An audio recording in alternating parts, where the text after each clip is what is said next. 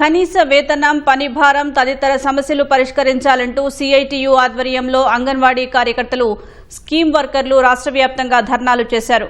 కలెక్టరేట్ల ఎదుట ఆందోళన చేసి సమస్యలపై వినతి పత్రాలను కలెక్టర్లకు అందజేశారు. పని భారం పెంచే యాప్లు రద్దు చేసి సంక్షేమ పథకాలు వర్తింపచేయాలని డిమాండ్ చేశారు. పెండింగ్లో ఉన్న టీఏ బిల్లులను చెల్లించాలని కోరారు. పోలవరం, అన్నమయ్య, కడప, కర్నూలు జిల్లాల్లో ర్యాలీ నిర్వహించి కలెక్టర్ వద్ద ఆందోళన చేశారు. పశ్చిమ గోదావరి జిల్లా భీమవరం, కృష్ణా జిల్లా మచిలీపట్నంలో కలెక్టరేట్ ముట్టడికి యత్నించిన నిరసనకారులను పోలీసులు అడ్డుకోవడంతో ఉద్రిక్తత చోటు చేసుకుంది. ప్రభుత్వం స్పందించి సమస్యలు పరిష్కరించకపోతే ఉద్యమాన్ని ఉధృతం చేస్తామని హెచ్చరించారు.